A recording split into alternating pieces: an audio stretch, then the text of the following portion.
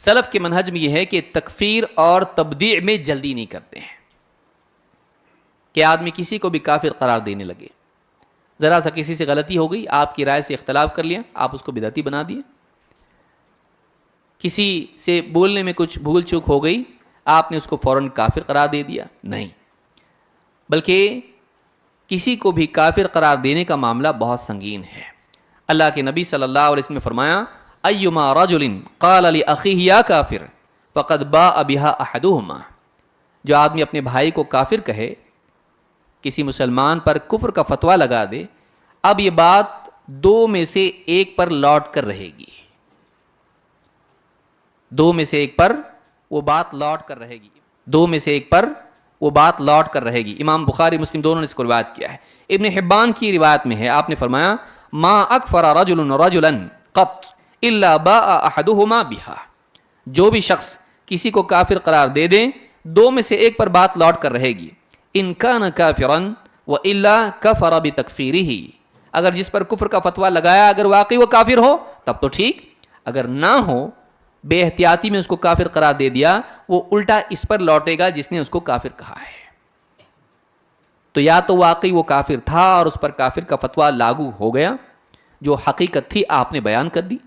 لیکن اگر آپ نے جوش میں آ کے, ضد میں آ کے, غصے میں آ کے اس کو کافر کہا اور وہ کافر نہیں ہے, تو وہ بات اس پر نہیں جائے گی, کیونکہ وہ کافر تو نہیں ہے. اللہ کے نزدیک حق کے مطابق علم کی روشنی میں وہ واپس الٹ کر آپ پر آئے گی.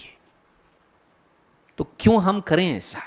اللہ کے نزدیک ہم مجرم ہو جائیں گے, ہم کفر کا ارتکاب کرنے والے ہوں گے. اس لیے کہا کفر بتکفیرہ, یہ کفر کا ارتکاب کرنے والا ہوا اس کی تکفیر کر کے. مسلمانوں میں ایک بڑا طبقہ ایسا ہے کہ جو اسلامی ماحول سے, اسلامی دینی علوم سے دور ہے. گاؤں دیہات میں بلکہ شہروں میں ایسا ہے جو دین سے دور ہے اور اس کو بتانے والوں نے غلط باتیں بتائی ہیں, اس کو دین کی باتیں معلوم نہیں ہیں.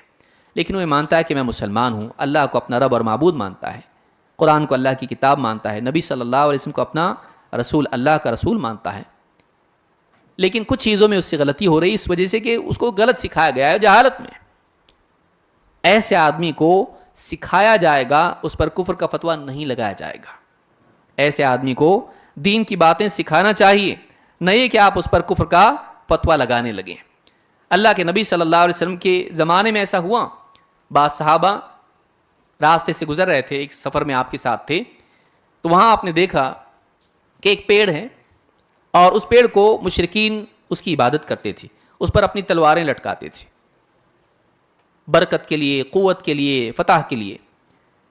صحابہ کچھ نئے نئے اسلام میں داخل ہوئے تھے, ابھی گہرا علم ان کے پاس نہیں تھا. تو صحابہ نے اللہ کے نبی صلی اللہ علیہ وسلم سے کہا, اللہ کے رسول ہمارے لیے بھی ایسا ایک ذات و انوات بنائیے نا جیسا ان کے لیے ہے. وہ ذات و انوات مشرکین کا معبود ہے جس پر تلواریں وہ لٹکا کر اپنی جنگ کے لیے, فتح کے لیے پاور حاصل کرنے کی کوشش کرتے تھے. اب یہ نئے نئے صحابہ ہیں, ان کو لگا چلتا ہے اسلام میں بھی ایسا ہو سکتا ہے. انہوں نے کہا ہمارے لیے ایسا ذات و انوات بنائیے, جبکہ یہ شرکیہ اعمال میں سے. اللہ کے نبی صلی اللہ علیہ وسلم نے کہا اللہ اکبر, یہ ویسا ہی ہے جیسا موسیٰ علیہ السلام سے ان کی قوم نے کہا اجعل لنا الہا کما لہم آلہہ. ایک قوم پر سے گزرے موسیٰ علیہ السلام بنی اسرائیل کو لے کر, تو بنی اسرائیل نے کہا ان کے بتوں کو دیکھ کر کہ ہمارے لیے بھی اجعل لنا الہا کما لہم آلہہ, ہمارے لیے بھی ایک ایسا معبود بنا دو جیسے ان کے معبود ہیں. کیا مانگ رہے ہیں؟ معبود. ایک معبود کا مطالبہ کیا شرک نہیں ہے؟ لیکن ان کی جہالت کو دیکھتے ہوئے موسیٰ علیہ السلام نے یہ نہیں کہا تم کافر ہو گئے. کیا کہا؟ قال انکم قوم تجہلون, تم ایسے لوگ ہو جو جہالت کی حرکت کر رہے ہو. موسیٰ علیہ السلام نے انہیں کافر قرار نہیں دیا بلکہ کیا قرار دیا؟ جاہل. اسی طرح سے اللہ کے نبی صلی اللہ علیہ وسلم نے بھی ان صحابہ کے بارے میں نہیں کہا کہ اب یہ مرتد ہو گئے ہیں ذات و انوات کا یا اس کی طرح مطالبہ کرنے کی وجہ سے, لہٰذا ان سب کو مرتد کی طرح قتل کر دیا جائے, اسلام سے باہر ہو گئے. نہیں ہوا ایسا. آپ نے ان کو سمجھایا تمہارا عمل کتنا غلط ہے, یہ معبود ماننے کی طرح ہے, معبود مانگنے کی طرح ہے. تو آپ نے ان کو حق واضح کیا, سمجھایا, ان کو کافر قرار دے کر اسلام سے باہر کر کے ان کی تکفیر کر کے ان کو قتل نہیں کیا, ان کو مرتد قرار نہیں دیا. تو یہ بات بھی اس دور میں یاد رکھنے کی ضرورت ہے. آدمی سعودی عرب میں آتا ہے, بہت ساری چیزیں سیکھتا ہے, دعوت سینٹر میں توحید کی کتاب پڑھی اور کئی کتابیں پڑھ لی. اب اپنے گاؤں میں جاتا ہے, باپ کافر, ماں کافر, دادا کافر, نانا کافر, نانی کافر, سارے کافر, چچا کافر, سب کافر. یہ سارے مشرک ہیں، اسلام سے باہر ہو گئے ہیں، ان کا ذبیحہ ابھی حلال نہیں ہے، ان سے نکاح بھی ٹوٹ گیا، چلو بازو بازو ہو جاؤ دونوں بھی، خالہ خالو الگ ہو جاؤ، ہاں چچا چاچی الگ ہو جاؤ. نہیں، وہ لوگ جاہل ہیں، نہیں جان رہے ہیں. اسلام کو تو مانتے ہیں نا. اب ان کو سکھائیے، ان کے سامنے حق پیش کیجئے ایسے انداز میں کہ سمجھ میں آئیں. ایسا نہیں کہ آپ خود نیم حکیم ہو اور آپ ان کو سمجھا رہے ہوں، آپ کو سمجھانے کا سلیقہ بھی نہیں ہے، کہ نہیں مانتے اب کافر ہو گئے، حق واضح ہو گیا. آپ پر نہیں ہوا ابھی تک حق واضح ہے، آپ ان پر حق واضح کر رہے ہو. علم والا دلائل کے ساتھ ایسے طور پر حق واضح کریں فَبُهِتَ الَّذِي کفر ہو جائے، حق کا بکا رہ جائے، جوابی اس سے بن نہ پڑے، تب جا کے کہا جا سکتا ہے کہ اب اس پر حجت تمام ہو گئی، کیونکہ اس کے پاس اپنے دفاع کے لیے، وضاحت کے لیے کوئی جواب نہیں رہا، اس کو ماننا پڑے گا اب. لیکن ہمارے پاس خود علم نہیں ہوتا اور ہم کیا کرتے ہیں، اپنے ملک میں جا کر کفر کے فتوے داغنا شروع کرتے ہیں. کبھی یہ کفر کے فتوے حکام کے خلاف بھی ہوتے ہیں، اور یہ طبقہ آج بہت زیادہ پیدا ہو رہا ہے، اسلام کی حمیت رکھنے والا جہالت کے ساتھ، سلف کے منہج سے ہٹا ہوا. آخری بات کر کے میں اپنی بات ختم کر رہا ہوں، یہ آخری نقطہ ہے. حکام کے خلاف خروج سے اجتناب، یہ بھی سلف کا منہج ہے. سیاسی ذہن رکھنے والے خاص طور سے جو مغرب میں پڑے ہوئے ہیں، پڑھے ہوئے بھی ہیں، بعض اوقات وہاں سے پڑھے ہوئے ہیں.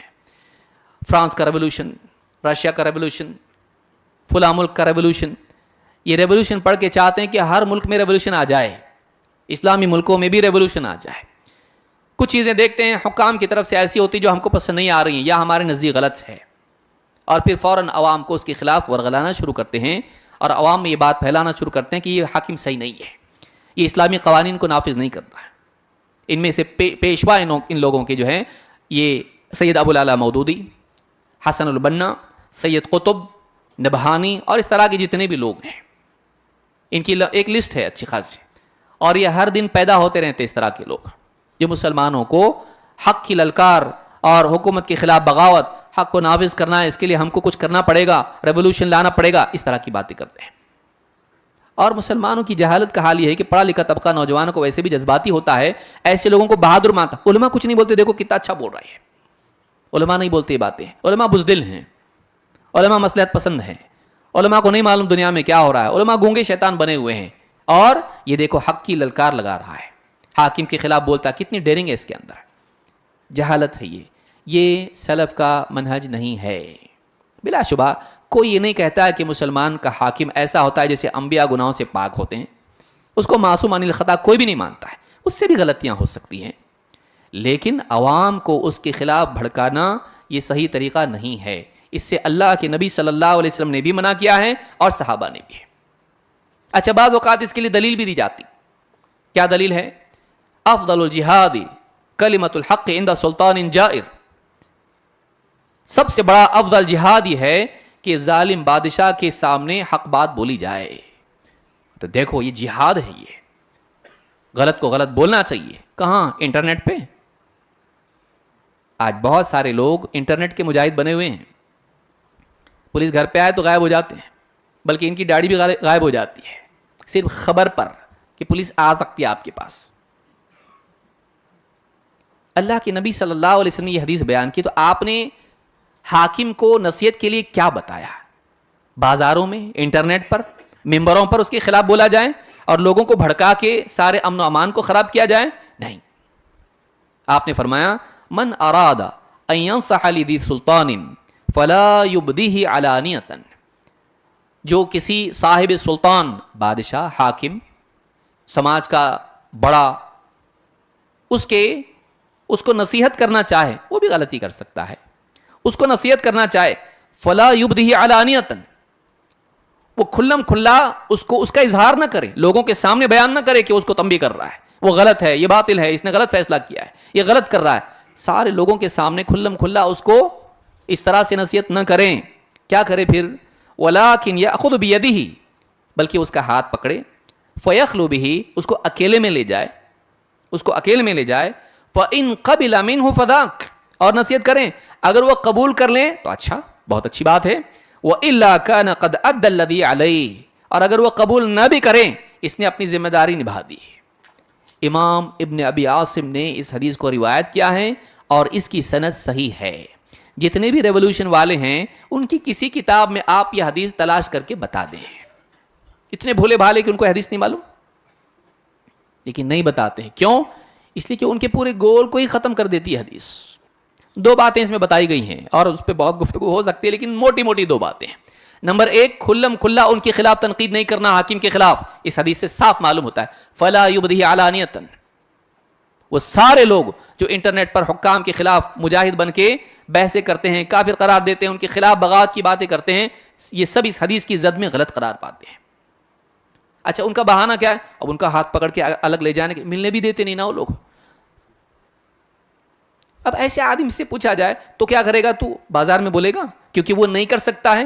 اچھا ٹھیک ہے، تو اب اسلامی حکومت میں اگر کوئی چور چوری کرے تو کیا کرتے ہیں؟ کیا کرتے ہیں؟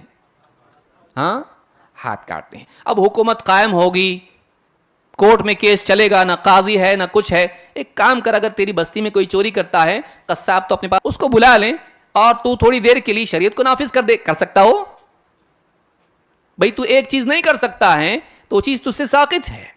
یہ نہیں کہ تو اس کے لیے دوسرا راستہ ایسا نکالے جو غیر مشروع ہو، جس سے وہ چیز ہی باطل قرار پاتی ہو، جو چیز پورا گول ہی خراب ہو جاتا. آپ یہ نہیں کہہ سکتے کہ ہم کو حاکم تک ایکسس نہیں، اس وجہ سے ہم پبلک میں بولیں گے. نہیں کر سکتے آپ اس کو. اگر آپ وہ نہیں پہنچ پاتے ہیں تو آپ مت بولیے، پھر خاموش رہیے، انتظار کیجیے. اور آپ سے وہ فریضہ ساقط ہو گیا. بھائی کورونا میں لوگ، حاجی لوگ کیا حج کے لیے نہیں آ سکتے؟ کیا کیے؟ پیدل نکل گئے وہاں سے. بھائی نہیں ہے، نہیں جہاز نہیں ہے، کچھ بھی نہیں ہے، تو میرے پر حج فی الوقت ہے ہی نہیں. تو جو اسباب آپ کے پاس نہیں ہے، آپ سے وہ چیز ساقط ہے اس وقت تک کے لیے جب تک کہ اسباب پیدا نہ ہو آپ کے پاس. یہ نہیں کہ آپ غلط راستہ اس کے لیے اپنائیں. دوسری بات، بتانے کے بعد اگر وہ قبول نہ کریں تو اس کے خلاف بغاوت کرو، حدیث میں نہیں ہے. لوگ یہ سمجھتے ہیں کہ جب ہم حق بتائیں تو ماننا ہی چاہیے. آپ کے ذمے بتانا ہے، اس کو منوانا نہیں ہے. ہو سکتا ہے آپ حاکم سے حق بات بیان کریں اور وہ آپ کی بات نصیحت قبول نہ کریں. اس کی نصیحت قبول نہ کرنے پر آپ اس کے خلاف بغاوت نہیں کر سکتے. آپ نے اپنی ذمہ داری ادا کر دی. حدیث یہ بتا رہی کہ تمہارا کام بس پہنچانا ہے، نصیحت کرنا ہے. اگر اس نے سنا اور مانا، بہت اچھی بات. اگر اس نے آپ کی بات قبول نہیں کی تو آپ اب باہر جا کر لوگوں کو نہیں بول سکتے. ایک مرتبہ شیخ ابن عثیمین رحمہ اللہ کے سامنے کسی نے کہا کہ آپ لوگ حکام کو نصیحت نہیں کرتے ہو، اور ایسا ہو رہا ہے اور ایسا ہو رہا ہے، بہت ساری باتیں کی. شیخ ابن عثیمین رحمہ اللہ چپ چاپ سنتے رہے، کیونکہ جوش والے کو چپ بٹانا بھی مشکل ہوتا ہے. جب تک کہ گھڑا خالی نہیں ہوگا اس کو بھر نہیں سکتے آپ. پہلے کچرا نکلے تو صحیح باہر. پوری بات جب بول کے وہ ٹھنڈا ہو گیا، ختم ہو گیا، پیٹرول ختم، گاڑی رک گئی. تو شیخ ابن عثیمین نے بہت نرم انداز میں اس سے پوچھا، اچھا یہ تو بتاؤ، تم کو یہ بتایا کس نے کہ ہم نہیں نصیحت کرتے ہیں؟ تجھے معلوم کیسے پڑا؟ یہ جو کہا کہ آپ کچھ کرتے نہیں ہو، بتاتے نہیں، نصیحت نہیں کرتے، اس کا سورس کیا ہے تیرے پاس کہ ہم نہیں کرتے؟ اس کی دلیل کیا ہے؟ تو نے کہاں سے جان لیا یہ کہ ہم نصیحت نہیں کرتے؟ خاموش ہو گیا ہو، کوئی جواب اس سے بن نہیں پڑا. یعنی لوگ یہ چاہتے ہیں کہ علماء جو حکام کے پاس جائیں یا ان سے ان کی ملاقات اور وہ خط کے ذریعے سے یا بات کے ذریعے سے یا فون کے ذریعے سے جو ان کو نصیحت کرتے ہیں، بازار میں یا ممبر پر آ کے کہیں ہم نے ان کو سمجھایا، بہت ہم سمجھا رہے ہیں ان کو، اب وہ دیکھو میں نے ڈانٹا اس کو. یہ آ کے لوگوں میں بولیں. آپ کے والد صاحب اگر شراب پیتے ہیں، آپ گھر میں ان کو سمجھائے، بازار میں جا کے ممبر پر جا کر بولیں گے آپ میں نے اپنے باپ کو سمجھایا آپ شراب مت پیا کرو. ماں باپ کے جھگڑوں کے بارے میں آپ بازار میں آ کے بولتے ہیں میں نے یہ جھگڑا سالو کیا کہ ان میں مس انڈرسٹینڈنگ پیدا ہو گئی تھی. اپنے گھر کی باتیں تو باہر نہیں بولتا ہے، جبکہ گھر کا سلطان باپ ہے. اس کے خلاف کبھی ایسی بغاوت نہیں کرتا، اس کے خلاف بازار میں نہیں بولتا ہے. اور اگر کوئی باہر والا بولے ذرا سمجھاؤ اپنے باپ کو، غلطی کرتا ہے وہ، تو بولے میں سمجھا رہا ہوں انشاءاللہ، آج نہیں تو کل سمجھ میں آئے گا. لیکن حاکم کے خلاف اتنے برداشت نہیں تیرے پاس. اس کے خلاف بغاوت کی بات کرتا ہے لیکن باپ کے خلاف بغاوت نہیں کرتا ہے. کیوں؟ کیونکہ کھائے گا پیے گا کیا پھر. یہ بڑی جہالت ہے اور یہ سلف کا منہج نہیں ہے. اس پر بہت ساری باتیں اور بولی جا سکتی ہے لیکن موٹے طور پر میں نے اتنی بات کہی ہے. یہ حدیث کے بھی خلاف ہے اور یہ سلف کا طریقہ نہیں ہے. ہمارے سارے علماء اس سے منع کرتے. اس کا یہ مطلب نہیں کہ علماء نعوذ باللہ بزدل ہیں. اس کا یہ مطلب نہیں کہ علماء، لوگ بولنے والے اس طرح سے بتاتے ہیں یہ تو حکام کے علماء ہیں، بلکہ بعض لوگ کیا کہتے ہیں یہ اسکالرز آف ڈالرز ہیں. اللہ المستعان. آدمی اپنے اوپر دوسروں کو قیاس کرتا ہے، اپنے اوپر دوسروں کو قیاس کرتا ہے.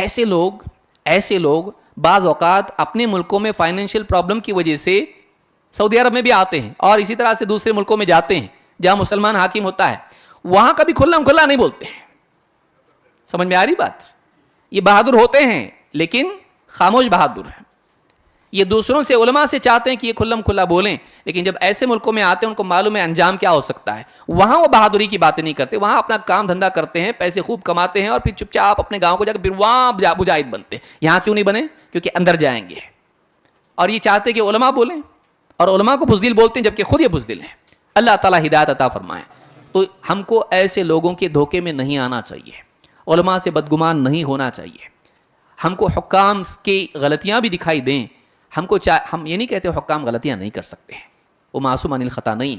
ہم کو چاہیے کہ عوام کو ان کے خلاف ورغلانے کی بجائے اللہ سے دعا کرے اللہ ان کو صحیح توفیق عطا فرمائے. یہ زیادہ اچھا کام ہے. ہم سلوشن چاہتے ہیں کہ نہیں چاہتے ہیں کہ اگر کچھ کمی دکھائی دے کسی حاکم میں، اے اللہ اس کو نیک توفیق عطا فرما، اس کو ہدایت دے، اس کو اچھے فیصلے کرنے کی توفیق دے، مسلمانوں کے لیے خیر کے فیصلے کرنے والا اس کو بنا. یہ نہیں کر سکتے، اللہ سے بات کریں نا، اللہ سے مناجات کریں. اللہ نہیں کر سکتا؟ دلوں کا حال اللہ جانتا ہے اور دلوں کو بدلنے پر اللہ قادر ہے. تو اللہ ہی سے دعا کریں، اللہ تعالیٰ اس کو، آپ نہیں پہنچ سکتے نا، اللہ سے دعا کریں. اللہ تک تو پہنچ سکتی نا آپ کی بات، اس تک نہیں پہنچ سکتی. اللہ آپ کی بات اس تک پہنچا سکتا ہے. کیوں نہ آپ اللہ سے دعا کریں. یہ طریقہ اور یہ انڈرسٹینڈنگ سلف کی رہی ہے، ہمیشہ سے سلف ایسا کرتے آئے ہیں. اللہ تعالیٰ ہم سب کو سمجھتا فرمائیں اور گمراہیوں سے ہماری حفاظت فرمائیں، اور علماء کے بارے میں، اہل حق کے بارے میں بدگمانی سے ہم سب کو بچنے کی توفیق عطا فرمائیں. غلط راستے سے بچنے والا بنائیں، ہدایت کے راستے پر، سلف کے راستے پر چلنے والا بنائیں. اقول ھذا واستغفر اللہ لی ولکم.